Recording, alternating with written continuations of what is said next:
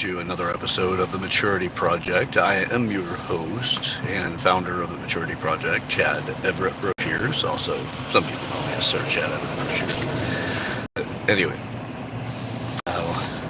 starting off, great way to frame things is just to constantly put it out there that I'm not telling everybody exactly how they need to live. No, I'm not saying that I have the right way for really anybody other than myself. And even that, right and wrong changes if I understand new values and outcomes based off my actions.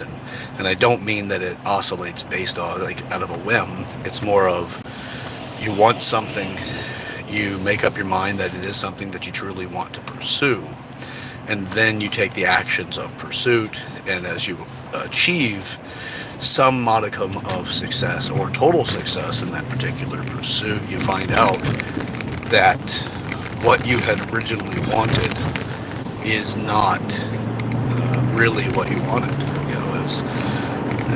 You had the idea that it was going to be a specific thing or a specific way, and then it turns out that it's not as great as you wanted, or as euphoric or rewarding or whatever that thing is. Then you realize that even though you made the right decisions to achieve your goal, the goal had changed, therefore now it's not complete. You did something wrong. But it's not wrong as a negative impact or anything horrible. It's more of just, okay, well, you've got there, now it's time for the next phase. You could argue and say that that's not wrong. It's evolution in the process of experience. But it requires, a deeper understanding of, like, really consequences of things. Something that you do today that gives you significant reward might cause harm and greater harm to others. No, but you may not be aware of that until you've achieved that thing, whatever it is that you're in pursuit of. So it was right up until you realized that something about it morally challenged your perspectives and or societal's need for stability, and it violated it by creating harm. And that harm could be of multiple different things. It could just simply be that, you negatively impacted people to cause more depression that can lead to other issues because of something that you set out with absolute earnest intent and a virtuous direction. As they say, it's all paths. What is that? All paths to hell are paved with good intentions. Oh, it's not all that's true, but that some of the paths to hell is paved with good intentions. All roads. Sorry, I believe that's the way that the quote goes. But regardless, this video is not so much about, in this particular episode, is not so much about the right or wrong concepts as much as it is to make a choice and how to choose for your future. How you do that is you really have to understand there's something that you want that's different. You want change. You want some variation of what you're currently experiencing to be changed into something else. And you have to make the choice to do it. It needs to be your choice that makes it more impactful. Now, if you have someone in your life that is in dire straits that you make this choice because out of love they keep reminding you and pushing you, you still need to make the choice. But your choice is that your love for them or some sort of relationship value for them is greater than the thing you're currently doing, and then change becomes something that's just merely based off of time versus when you will make the choice, then time starts. Because the variables of what is truly understandable is, when you make a choice, now a timer starts that you really truly make a choice. And that choice has to be based off of a weighted value against a particular set of behaviors or traits that you're currently doing that does not support the outcome you're after. So you make that choice to change those behaviors. If you're just thinking about it, you haven't really made the choice to do it. The decision, which are interchangeable in this particular conversation, it's the choice and the decision to do something specific. If you haven't made it, you're just thinking about it. And sometimes you do need to think, perceive the concepts of success around it, the variables of cost that can restrict your ability to achieve. What you're going to have to put into it, the labor, if there's labor involved, the overall resources that you are required to put in to make the change that your choices align with.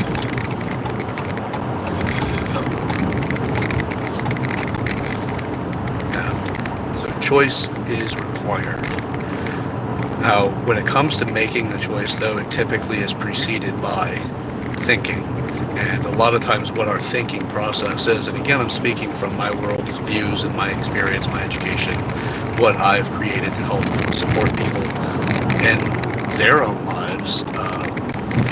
It's not meant for everybody, that as far as I can tell, but there can be windows of change that I'm not familiar with yet because of practicing this at a bigger game than I currently am, or another level. It's a higher level, if you will, or however you want to quantify,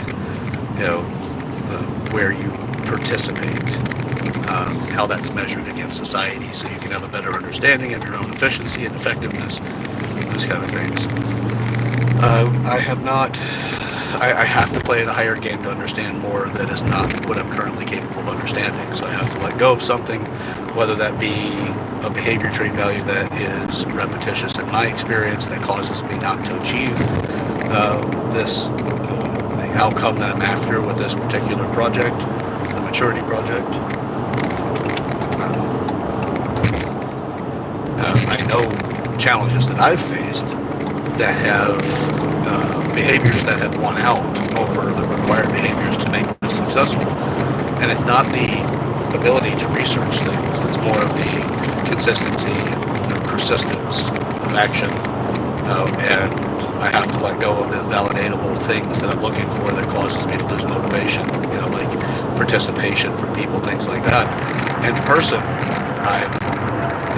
the people that know me that spend any more than, typically 2 or 3 minutes talking to me, understand that I have a greater purpose in my life than just to exist and pay bills, or to even exist, pay bills, and raise a family. It's that plus. I have a high responsibility that I associate with myself that requires a lot of change to be made in order to achieve that. But it in itself is intended to create change. Now, with that, it is, again, so far an education that works for. It actually hasn't worked. It hasn't not worked when implemented truly with a person that they put in the effort. Even slight degrees of success is success over yesterday or the past. Obviously, we would love to see an entire life changed to a significant degree, but that also takes time, like, planting a seed. It's, for me, I'm planting seeds for trees that the shade of that tree is something that I likely will never sit below or beneath. It's, I'm planting for tomorrow and having faith that it becomes something greater. And it's greater for the individuals to become more functional in life so that they are able to achieve more, to experience the things that they want to experience. So that's what this thing is birthed in, a maturity project. And it does take a lot of choices in order to accumulate the right direction overall. So making choices for you will start to elicit specific changes. It's just, if you're too attached to the way a change is supposed to occur, like the outcome to it, I do X and I'm supposed to have Y, and if Z shows up, you can easily dismiss Z because you're expecting Y. No, that's because we get overly focused on certain things. Now, it's not really wrong that happens if you can see that there's a lesson there. Letting go of what you perceive the outcome to look like, specifically down to a detail that can be a disqualifier if it doesn't show up. Buying a car, there's a certain car you want. You absolutely love this car. It's your favorite. You have not been able to get it yet. It's been your dream vehicle, and all of a sudden now you've been putting it out there. You want to be able to figure out how to get it. Your actions over time start to elicit the outcome you're looking for, where you're accumulating either more money or being in the right place or developing the right relationships so that you can increase the potential of favor for yourself to get the car. Things like that come along. And this car that you wanted has been this, let's say it's a blue car. And it's just like, that's your favorite color, it's your favorite vehicle, all of this. I'm like, wow, that is exactly what I want. Then you get the car, but it's not blue, it's black. Well, you may actually have somebody say, hey, by the way, I've got this car, you know, you don't have it set out yet, right, to fully get it. Be like, well, this car is it's a repo. The title is delayed, and you can buy it. You can buy it from me for 1/4 of the cost, whatever I could probably get if I had the title. I don't want to deal with it. I'm only going to make a little bit of money on this. I'm going to sell it to you kind of at a loss because I could make a lot more if I just waited. But I'm going to give you the opportunity first. You want to buy this from me? Well, the car just fell within the range of your ability to purchase it. You said, you know what, I like that car. It is what you've been asking for, it's just not the right color. But your recognition of it, you just see that it's a good deal and you like the car, but it doesn't occur to you as being your dream car. It doesn't occur to you to be the thing that you have sought after so much because it's not 100% of what you thought it should be. It may be off by a couple of years. It might be in a few years newer or a few years older, but it's still that. But for this to make it less confusing is we'll take away the age. We'll say it's the exact same year.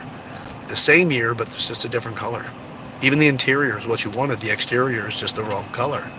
And it doesn't register to you that that is the summation of your intent and the climax of the journey of achieving that particular car. So you dismiss it to a degree because it now falls into, instead of that obtainable thing, you're like, this is it, this is that climactic moment, tears running down your face. You're absolutely in love with the fact that you've achieved what you wanted to achieve. You've got the vehicle you want, and you just have this like finishing like crossing the finish line, and everybody notices it, and it's just this big celebration, right? Whatever the end conclusion that you quantify success by, which a lot of us have not put that into words. They haven't thought about it deep enough to really have the realization of what that would look like. But it has scenarios that seems to help it, encourage you and motivate you over time. But it never gets to the point of fully being in words that tell you, yes, this is it. That this is the thing that I've always wanted. Then you get into it just feels different. It doesn't feel quite right. Or you could even be further down the line of distracted on the process instead of the end result, which is great to be on the process. Just sometimes we lose the benefit of the moment. But you've actually had the car for a couple of years and you look back and go, oh, wait a minute. I've really wanted that thing. There it is. I have it. I can't believe that I missed that I bought it and celebrated the fact that I have what I've always wanted. So with this, I hope that even though it's a long, drawn-out explanation of what I'm talking about being able to truly gauge your effort to accomplishment and what that's supposed to feel like, and let go of the fact that it's supposed to be a certain way in order for you to qualify it. It's also why we typically don't qualify it, because we can't recognize it that is even time to qualify it, because we're so caught up in something. So that's the point of choice, is that, and one of the reasons why we get a weaker constitution towards our choices is that we spend a lot of time not being able to fully qualify the effort to reward, because the reward doesn't look like we've perceived it at a much younger state and a less mature state of what you wanted. Now, there are people out there that absolutely, they have that thing. They say they're going to go for it. They go for it. They celebrate every single step of the accomplishment because they understand the details so much that they allow that to happen. Or that they're so incredibly good at planning and that they're the white buffalo of it all, or the very rare creature. And every step of the way, they've achieved every single qualifier necessary to know they're on the path for success, with the details that truly become almost frighteningly like as if it were some sort of psychic vision or something, or given some time traveler told them exactly how their life's going to go. That's very rare. And in fact, I would say that it's probably not true or possible. It's just kind of exaggerated from people in hindsight to say that that's exactly how things work. But the point of it is that it's so rare. I would not put yourself in that category where you're going to say, oh, yeah, no. I make a choice, that's the way that's supposed to look, and I can celebrate every step of the way exactly as I envisioned the celebration to look whenever I first chose to make these actions, or take these actions to make these changes. So you got to choose these things and then just be okay with it not necessarily being apparent that the process is truly showing you results, and just be in love with the process. But truly take time to celebrate the outcomes, and then really create those outcomes into something that motivates your process.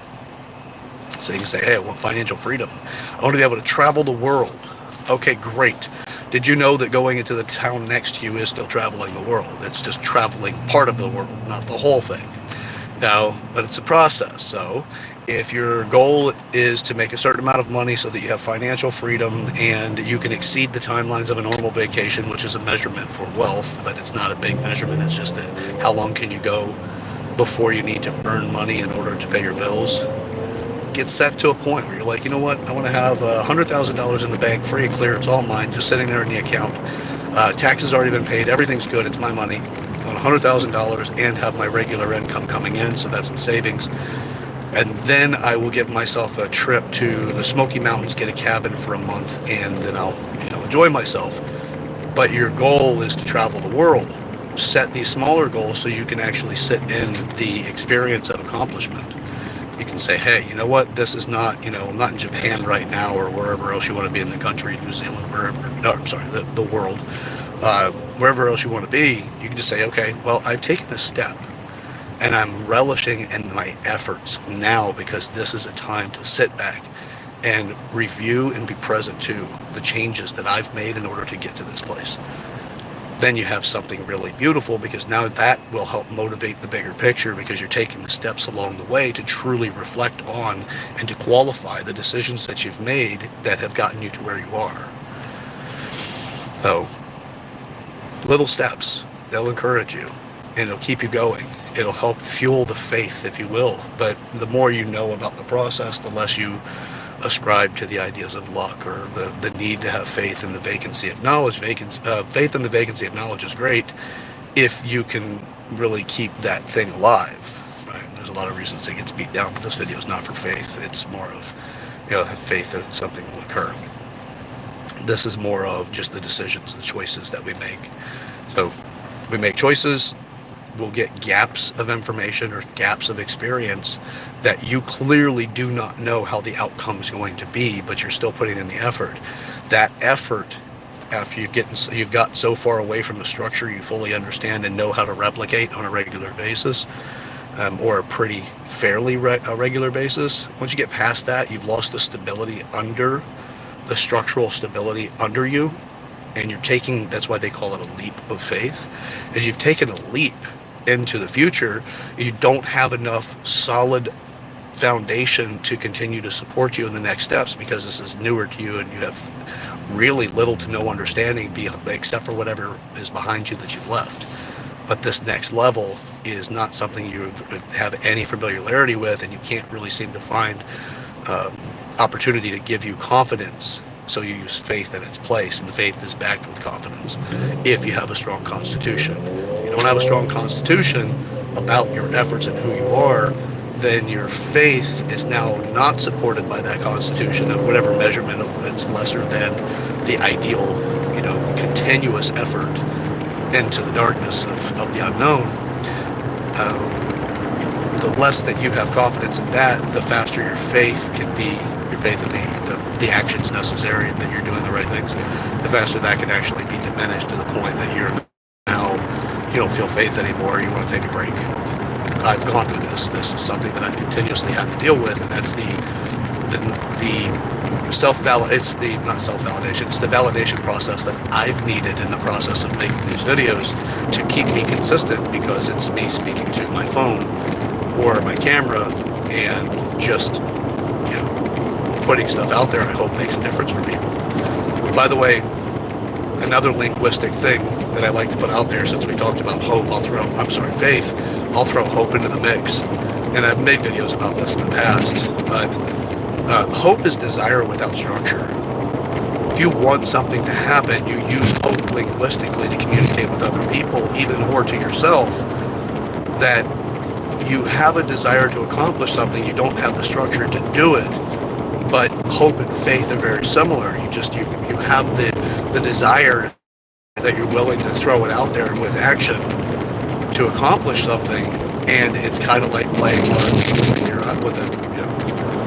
You're pretty decent at darts, but then you put a blindfold on, now you're throwing darts at the wall and hoping that you hit the board because you have enough base understanding of throwing darts that you can confidently have it in your hand so that you know that where you want it to fly is likely to go in that direction and within a specific degree of accuracy that you're familiar with based off of your conditioning and your results from continuous actions.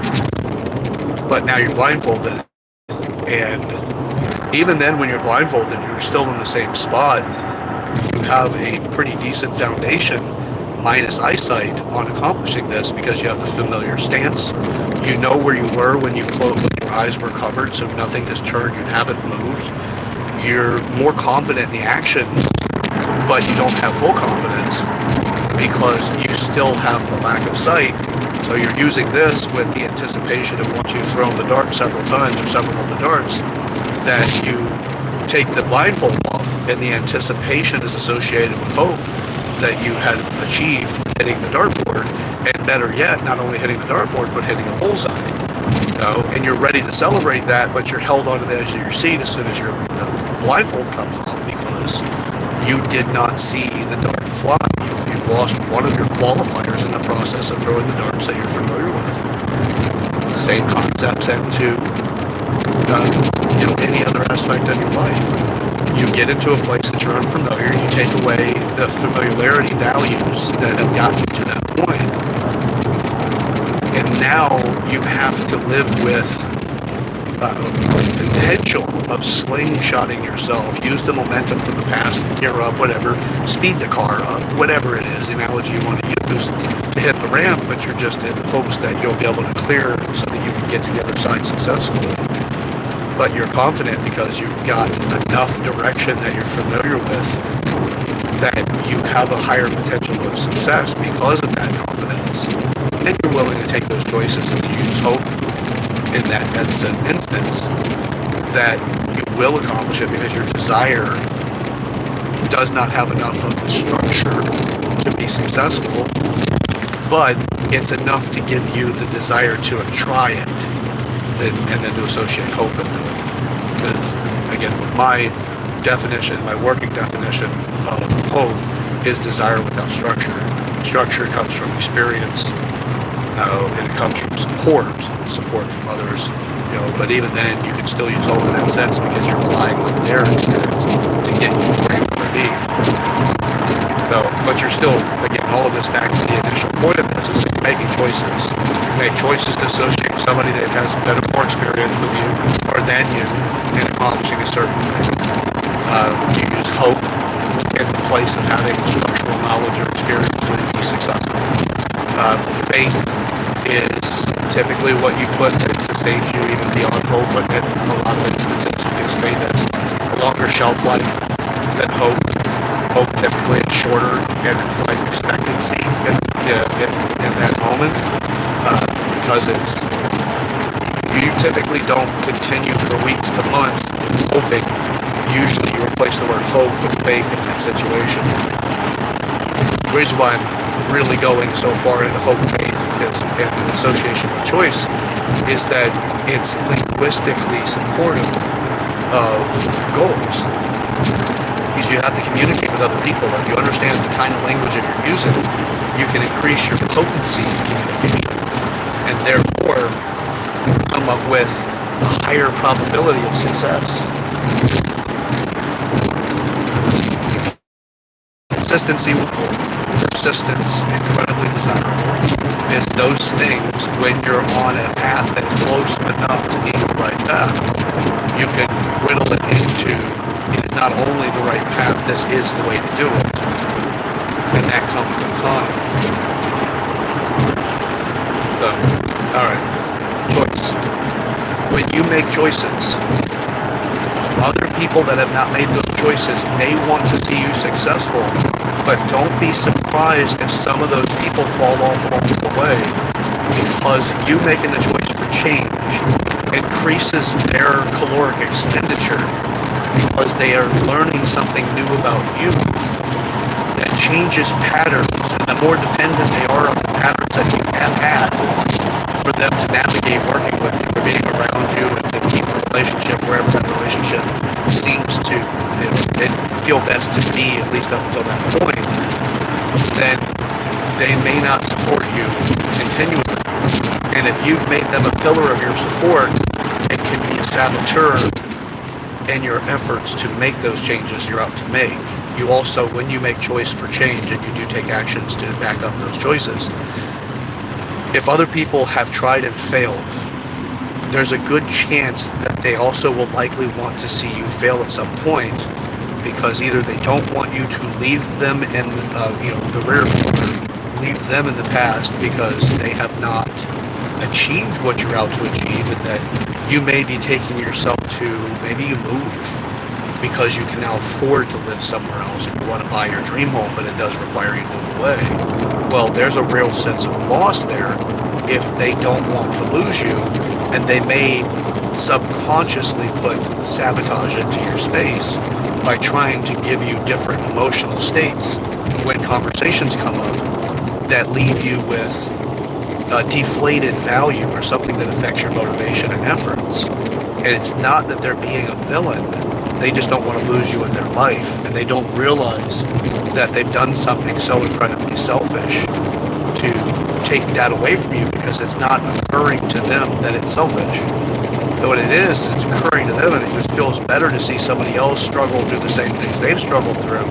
And if they failed in their efforts, it also feels better to see somebody else fail in their efforts, because it doesn't remind them that they're a failure.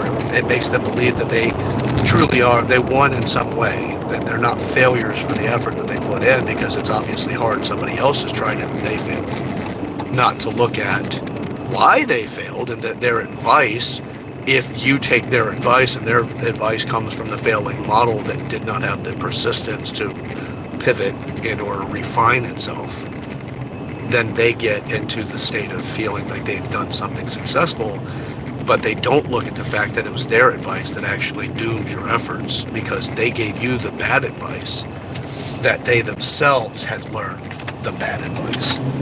That's how they learned to deal with that experience. And then they have taught you how to not be successful as well. So that goes into advice taking and stuff like that too, which is it's worthy of its own episode. But the simple version of that is that if you really want to take solid advice from somebody, you need to understand the outcome of what that advice is associated with. If they give you what sounds logical, doesn't mean that it's logical in practical application. It could be something they discovered in hindsight. We did a video in hindsight recently, 2 episodes ago, I believe.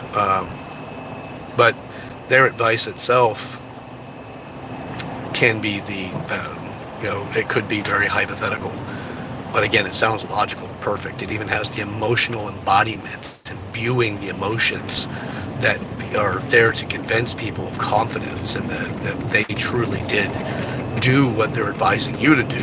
But the reality is that most people are speaking in the hindsight category, but they don't apply what they theorize the next time that thing comes up. They don't even try it. What they do is that they give that advice to other people and make those other people's lives their experiment for the advice.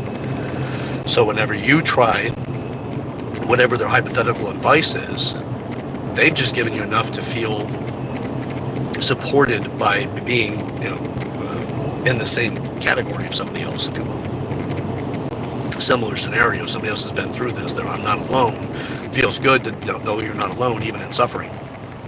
Actually, often it feels better to know you're not alone in suffering. It's typically not something people take into consideration, is to feel, supported and around other people that are successful. When you're successful, typically you feel like you've got there alone, or that you've got there, but there's not that many people in that success category. It's more the other way, where, it feels good to know that you're not alone in being successful. It's just most people typically don't qualify that, but they do qualify it whenever they're suffering, and it makes more sense. It seems to have a deeper impact to know that you're not the only person suffering.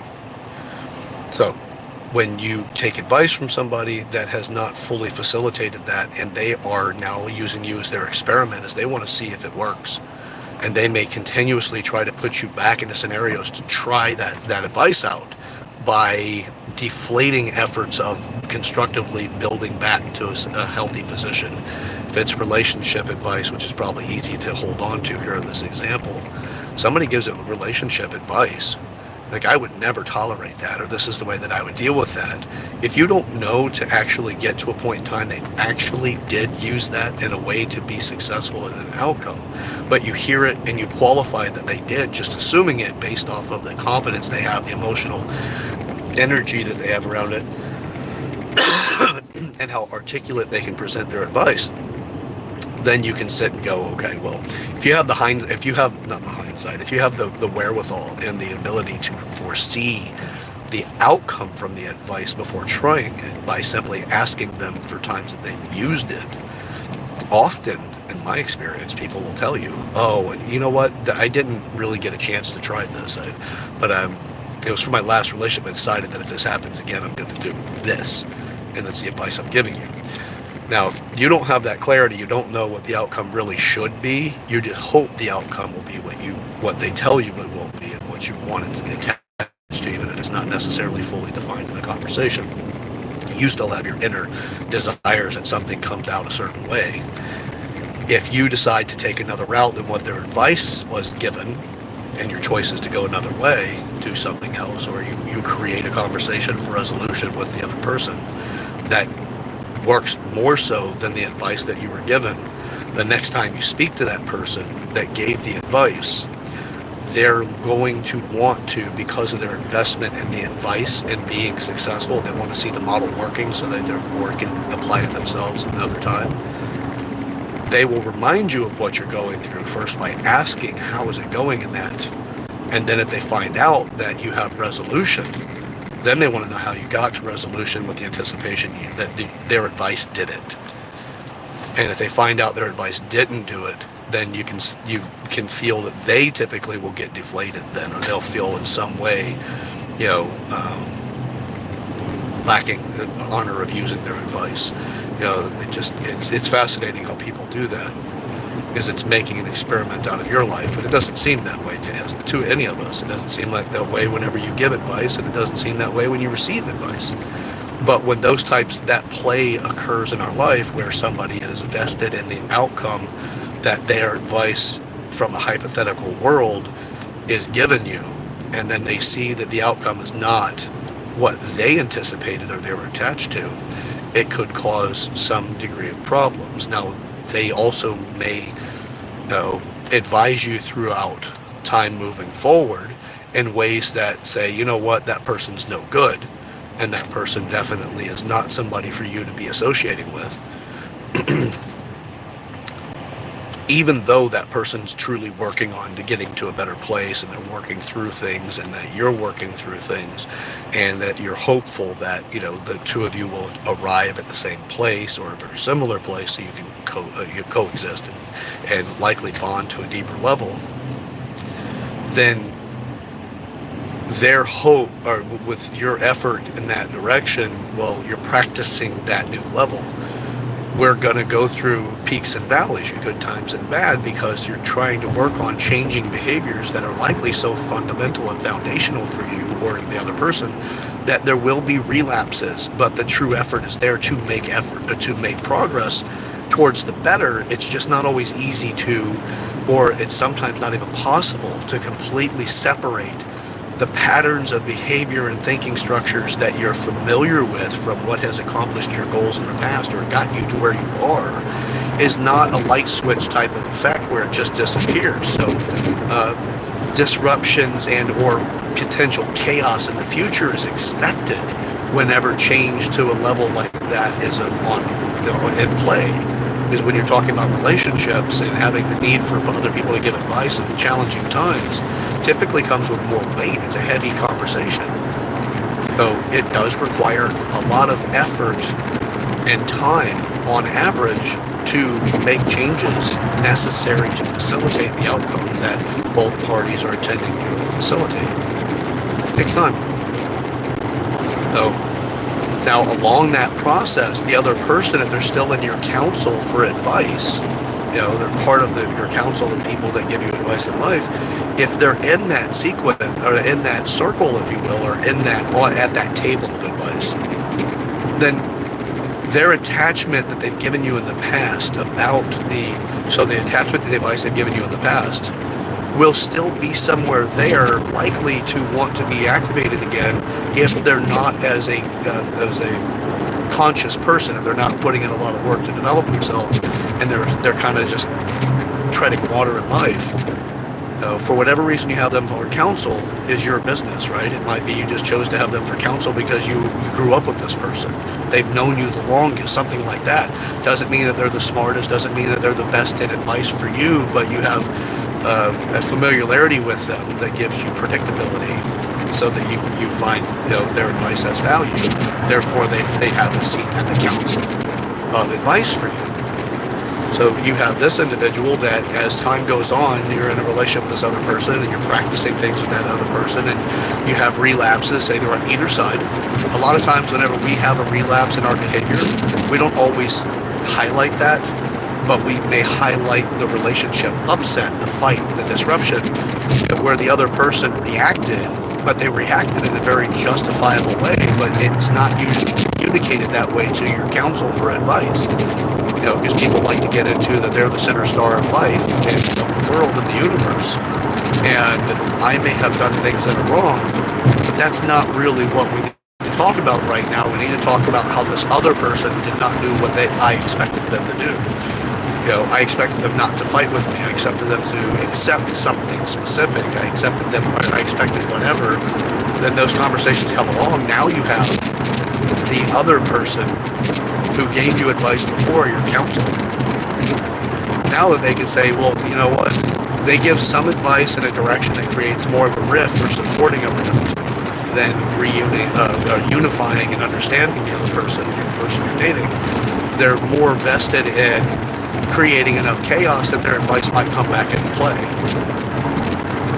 This is not typically a conscious thing. It's a subconscious thing. It's a really big conversation about consciousness, but it's so big that you don't stay so focused you understand you're doing it. It's part of the whole of who you are in your conscious realm. So again, it's not a negative in the sense that you're like some sort of, mischievous, diabolical villain. It's not that.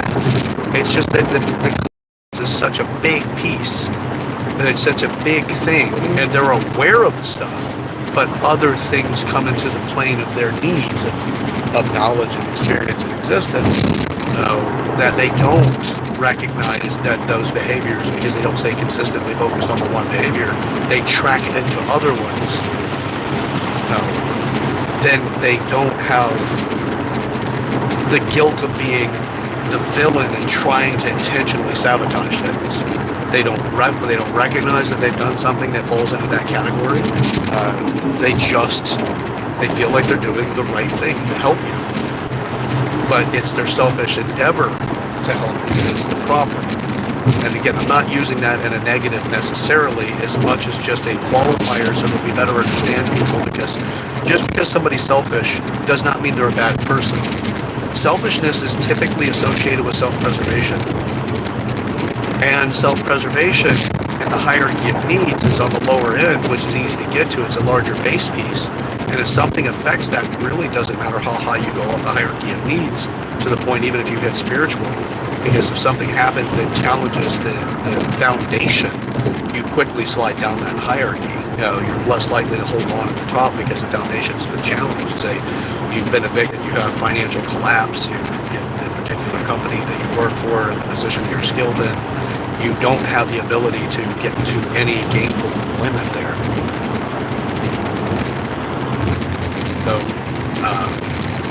anyway, it's kind of going a little long here on this because it's a big subject, but when it comes to choice, you're making these choices, give advice, and the choices associated with that advice can cause challenges.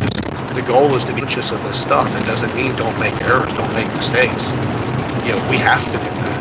You will not live a life free of mistakes. It's what you choose to do with the mistake that makes the difference. You can learn from it, or you can stuff it into a closet hoping it never comes out again, which at that point it's the same as a skeleton in the closet. Eventually it will come out. It's just when. That's the question. So you can either take it on and make it into a lesson. Your failure is a lesson. You failed at something fantastic. I look at that as an opportunity, as a gift. It's a gift against to my skill sets. From what I have already accomplished in life, and from my goal, it's not good enough to achieve my goal. What my traits and my skill sets are not good enough to get there. I've made mistakes, and those mistakes are there to help cultivate new skills. But you have to be able to look at them, have the consciousness to look into them, to make a change about something and put the effort in. You have to choose to do that. So don't look at mistakes as being the thing that defeats you. Mistakes are perfect. They're absolutely great. If anything, it's like a performance enhancer if you choose to use it that way. Make mistakes, look for mistakes, have fun with them.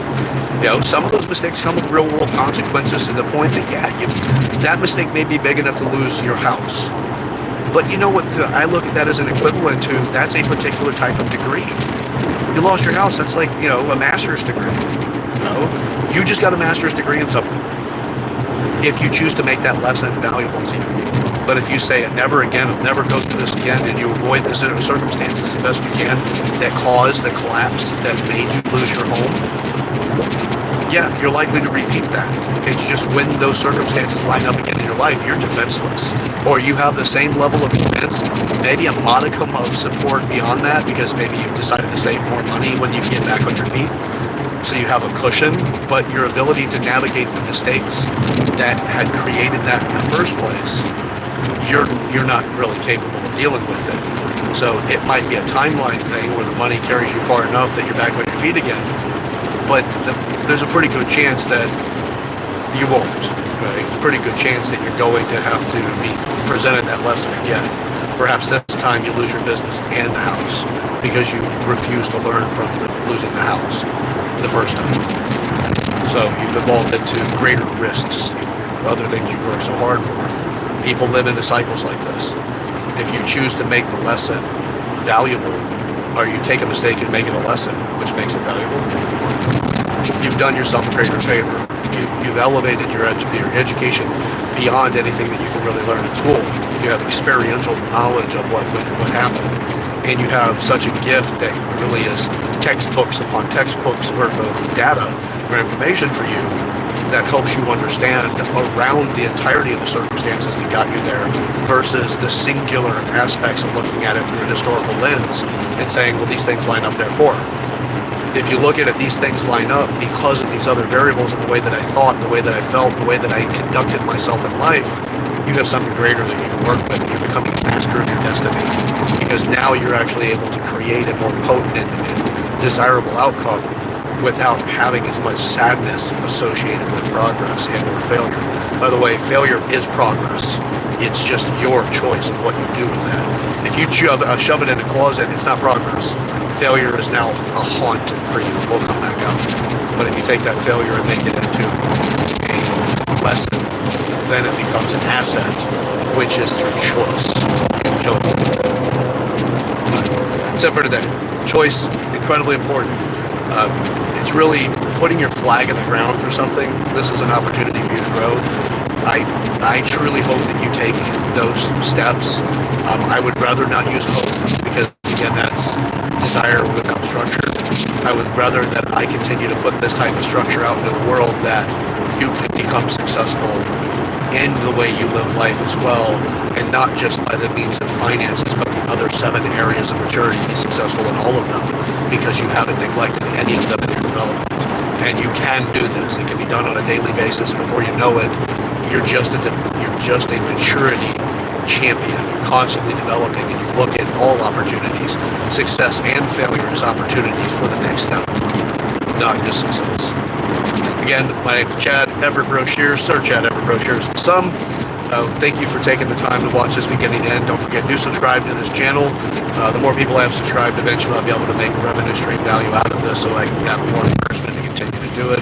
That also validates that it does make a difference for people, that this is a conversation that benefits others. With that, just, we got a world to change, but let's focus on us first as an individual. And that'll help, because then we are the difference we want to see in the world versus just trying to tell other people to be the difference. So with that, thank you again for your time. Again, like, subscribe, share this video with people in your life, especially those you want to start a conversation like this with. Use, however this conversation is perceived as an icebreaker. Get the conversation started. You will move forward in some direction, even if I need to be at cost for that conversation because you found something that's a nuance about me, or maybe I've chosen a specific word out of context or most common context, whatever it is, and you say, what a doofus or an idiot or whatever, perfectly fine. If that is what gets that conversation stimulated between you and the other person, unify under that, and over time, maybe I'll win you over. But really, the goal is to get you to win yourself over for what life has to offer. Until next time, guys, again, Chad Everett Broshears, subscribe to the channel, share the video with your friends, and remember, it's your choices, man. Just choose to be different, choose to have something different, choose the next step, the level up. Until next time, see ya.